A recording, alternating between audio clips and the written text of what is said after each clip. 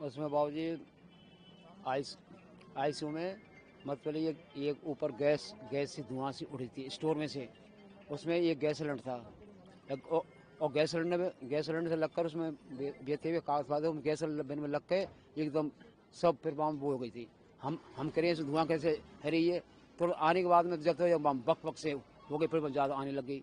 अब साहब में मरीज अपने मरीज निकाले गए, पर हमारे मरीज साहब 4-5 में ये हम साहब अकेला था उसमें जाके जब तक लाला बोला में जब तक साहब गैस छोड़कर ज़्यादा है गई जब तक साहब गेट लगा देता उन्होंने।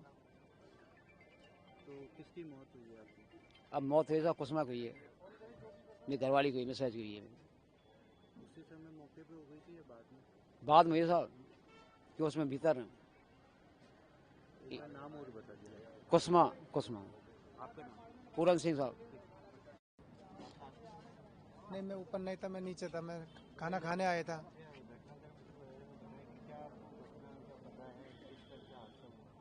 वो तो कोई किसी ने नहीं बताया। वो सर वो आईसीयू में आग लगा था। इसमें कोई बुझाने वाली कोई मशीन नहीं थी, कोई पानी भी नेक भी नहीं थी, इसमें कोई सुविधा नहीं सर। कोई नहीं होती तो लगा तो बुझे महंगे आदमी डॉक्टर कंपाउंडर भी तो हो सकते हैं। एक सिलेंडर तो रखते पानी बुझाने को ऐसी हो जाते, कोई सुविधा नहीं मिली सर इसमें। किसकी मौत हुई है? मेरी मम्मी जी। आपका नाम बताइए। नरेंद्र। क्या? आप तो वहाँ पर भी खड़े हुए थे। हाँ, आपका नाम बताइए। ओम प्रकाश गुजर।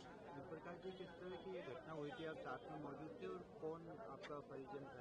ये मेरा मौसी का लड़का है, 25 साल का है, पिंटू नाम है इसका, शिकर श्री माधोपुर सीएम।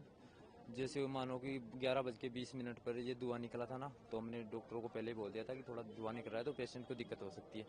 तो फिर धीरे धीरे धुआं बढ़ गया। फिर जैसे धुआं बढ़ा तो डॉक्टर और जो नीचे काम करते हैं कंपाउंडर वो सब निकल गए थे।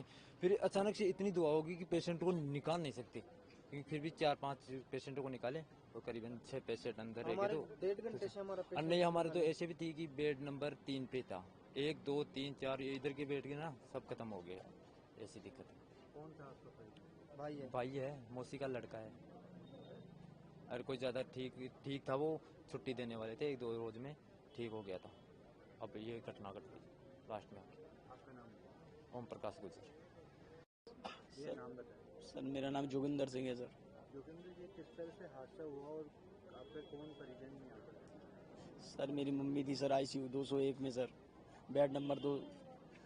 सर थोड़ा स्पारिंग हो रही थी सर, स्टाफ वालों को बोला कि ये स्पारिंग हो रही है, 2 बार बोला, 3 बार बोला, 4 बार बोला, थोड़ा धुआं उठने लगा। उन्होंने बोला कुछ नहीं है, नॉर्मल है।